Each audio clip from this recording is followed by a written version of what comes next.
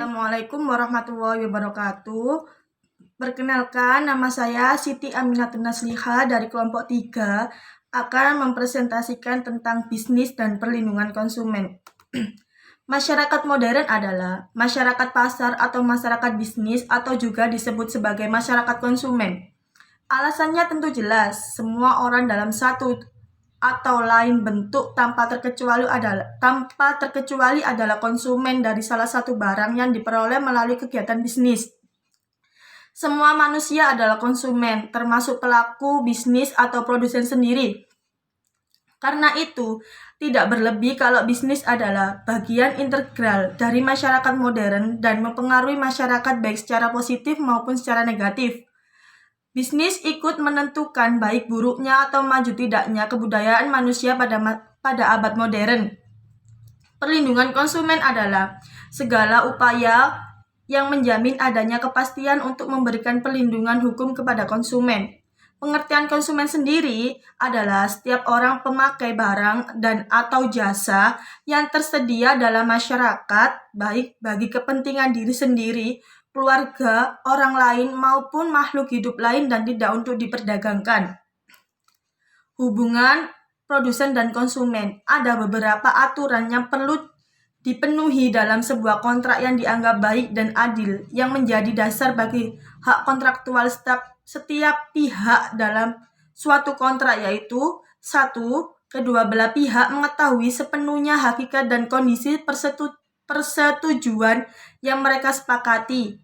2. Tidak ada pihak yang secara sengaja memberikan fakta yang salah satu memalsukan Tidak ada pihak yang sengaja memberikan fakta yang salah atau memalsukan fakta tentang kondisi dan syarat-syarat kontrak untuk pihak yang lain. 3. Tidak ada pihak yang boleh dipaksa untuk melakukan kontrak atau persetujuan. 4. Kontrak juga tidak mengikat bagi pihak manapun untuk tindakan yang bertentangan dengan moralitas. Ada 2 alasan perangkat pengendali terutama tertuju pada produsen yang hubungannya dengan konsumen adalah 1. Dalam hubungan antara konsumen dan produsen, di satu pihak dan pemasok, produsen dan penyalur barang atau jasa tertentu di pihak lain. Konsumen atau pelanggan terutama berada pada posisi yang lebih lemah dan rentan untuk dirugikan. 2. Dalam kerangka bisnis sebagai profesi, konsumen sesungguhnya membayar produsen untuk menyediakan barang kebutuhan hidupnya secara profesional. Hubungan produsen dan konsumen. Adapun aturan-aturan hubungan produsen dan konsumen adalah 1. Produsen wajib memenuhi semua ketentuan yang melekat baik pada produsen yang ditawarkan maupun pada iklan tentang produk itu. 2. Produsen punya kewajiban untuk menyikapkan semua informasi yang perlu diketahui oleh semua konsumen tentang sebuah produk. 3. Kewajiban untuk tidak mengatakan yang tidak benar tentang produk yang ditawarkan. Dari ketiga aturan-aturan di atas, terlihat jelas bahwa informasi tentang produk memainkan peranan penting. Dalam banyak kasus, informasi adalah dasar bagi konsumen untuk memutuskan membeli sebuah produk. Poin yang pertama yaitu gerakan konsumen. Gerakan konsumen atau lembaga konsumen sangat dirasakan manfaatnya oleh konsumen dan pengaruhnya benar-benar diperhitungkan oleh pihak produsen. Bahkan dalam kasus tertentu sangat ditakuti dan membuat produsen berada dalam posisi yang lemah. Gerakan ini lahir karena dirasakan adanya penggunaan kekuatan bisnis yang dilakukan secara tidak fair. Dirasakan juga bahwa ada praktek-praktek bisnis yang sangat merugikan hak dan kepentingan konsumen, yang kalau tidak ditanggapi dalam bentuk sebuah gerakan akan semakin merugikan konsumen untuk kedepannya. Gerakan konsumen paling kurang di barat juga lahir karena ada beberapa pertimbangan. Yang pertama, produk yang semakin banyak di satu pihak menguntungkan konsumen. Yang kedua, jasa kini semakin terspesialisasi sehingga menyulitkan konsumen untuk memutuskan mana yang memang benar-benar dibutuhkannya. Yang ketiga, pengaruh iklan yang merasuki setiap menit dan segi kehidupan manusia modern melalui media massa dan media informasi lainnya. Yang keempat, keamanan produk jarang sekali diperhatikan secara serius oleh produsen.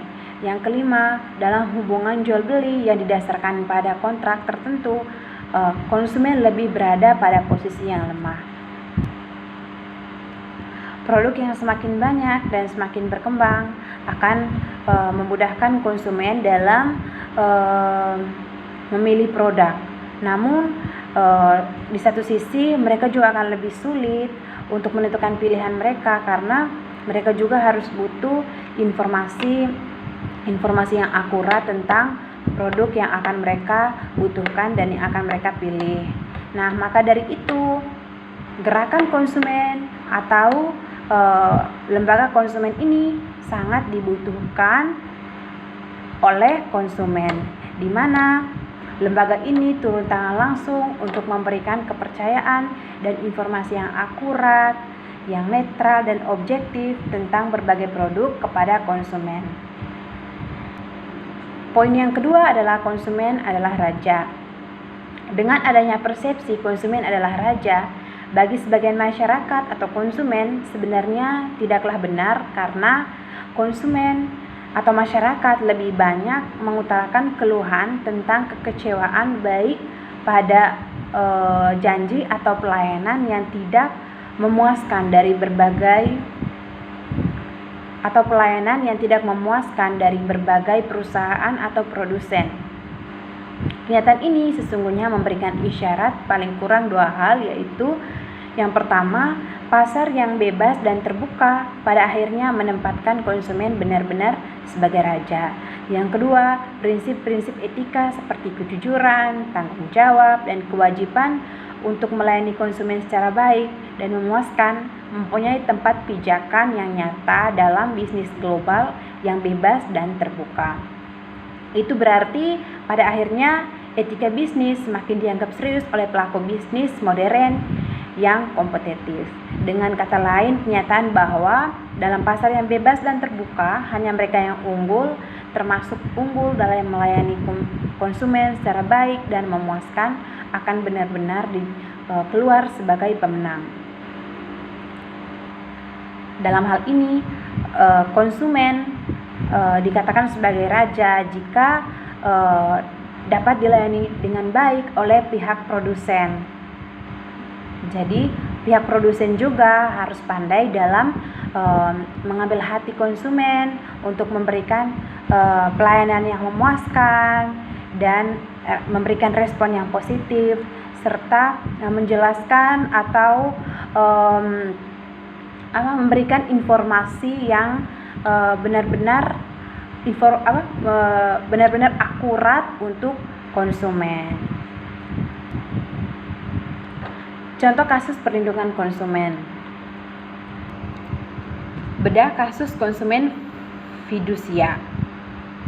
Pengaduan konsumen tentang pembayaran angsuran motor melalui jaminan fidusia masih marak terjadi hingga saat ini. Adanya kebutuhan konsumen dan stimulus kemudahan dan sales perusahaan penjual motor menjadikan proses jual beli lebih murah, bahkan bagi seorang tukang becak sekalipun yang pendapatan hariannya relatif rendah. Permasalahan mulai timbul ketika konsumen tidak mampu membayar kredit motor yang membuat perusahaan mencabut hak penguasaan kendaraan secara langsung. Pada umumnya, praktek penjualan motor dilakukan sales dengan iming-iming kemudahan untuk mendapatkan dana dalam membayar jaminan fidusia, di mana persyaratannya sederhana, cepat, dan mudah sehingga konsumen kadang tidak memperhitungkan kekuatan finansialnya. Sementara klausa baku yang telah ditetapkan pelaku usaha diduga terdapat informasi terselubung yang dapat merugikan konsumen. Berikut merupakan kasus posisi.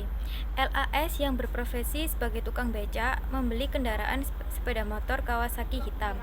Selanjutnya, NO meminjamkan identitasnya untuk kepentingan LAS dalam mengajukan pinjaman pembayaran motor tersebut dengan jaminan fidusia kepada PT AF.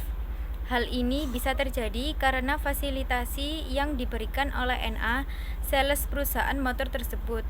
Kemudian konsumen telah membayar uang muka sebesar 2 juta kepada PT AF dan telah mengangsur sebanyak 6 kali perangsurannya sebesar 408.000. Namun ternyata pada cicilan ketujuh, konsumen terlambat melakukan angsuran. Akibatnya terjadi upaya penarikan sepeda motor dari PT AF. Merasa dirugikan, konsumen mengadukan masalahnya ke Lembaga Perlindungan Konsumen Swadaya Masyarakat atau yang biasa disebut LPKSM di Bojonegoro. Kemudian karena tidak mampu melakukan pembayaran, maka LAS menitipkan objek sengketa kepada LPKSM disertai berita acara penyerahan. Akibat LAS atau NO dilaporkan oleh PT AF dengan dakwaan melakukan penggelapan dan ketua LPKSM didakwa telah melakukan penadahan. Penanganan kasus. Menyikapi kasus fidusia tersebut, BPKN bersama dengan Direktorat Perlindungan Konsumen Departemen Perdagangan menurunkan tim kecil ke Bojonegoro untuk meneliti dan menggali dua informasi kepada para pihak terkait. Hasilnya dilakukan sebagai bahan kajian dan telaah hukum pada workshop bedah kasus pengaduan konsumen melalui lembaga fidusia sebagai berikut.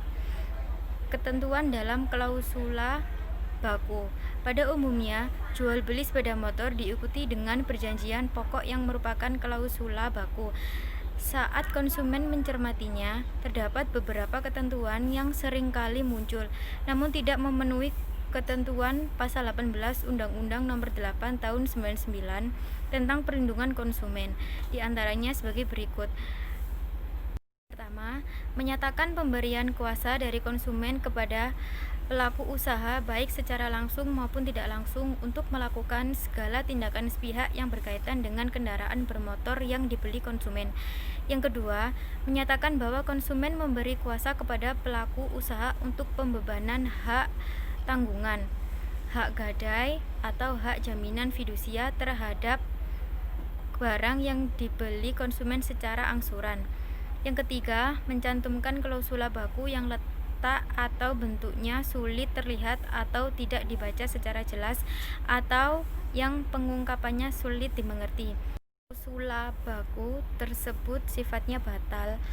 Demi hukum dan pelaku usaha wajib menyesuaikan dengan ketentuan Undang-Undang Perlindungan Konsumen. Pendaftaran jaminan fidusia. PT AF ternyata tidak mendaftarkan jaminan fidusia ke kantor pendaftaran fidusia sebagaimana diamanatkan dalam Undang-Undang Nomor 42 Tahun 99. Akibatnya perjanjian jaminan fidusia menjadi gugur dan kembali ke perjanjian pokok, yaitu perjanjian hutang piutang biasa atau akta di bawah tanda tangan. Bila jaminan fidusia terdaftar, PT AF memiliki hak eksekusi langsung atau parata eksekusi untuk menarik kembali motor yang berada dalam penguasaan konsumen. Namun, bila tidak terdaftar, berarti PT AF tidak memiliki hak eksekusi langsung terhadap objek sengketa karena kedudukannya sebagai kreditor konkuren yang harus menunggu penyelesaian utang bersama kreditor yang lain. Hak konsumen atau objek sengketa. Konsumen telah membayar 6 kali angsuran, namun terjadi kemacetan pada angsuran ketujuh. Ini berarti konsumen telah menunaikan sebagai kewajiban sehingga dapat dikatakan bahwa di atas objek sengketa tersebut telah ada sebagian hak milik debitor atau konsumen dan sebagian hak milik kreditor. Sekian presentasi dari kelompok kami. Apabila ada kesalahan kata, mohon dimaafkan. Assalamualaikum warahmatullahi wabarakatuh.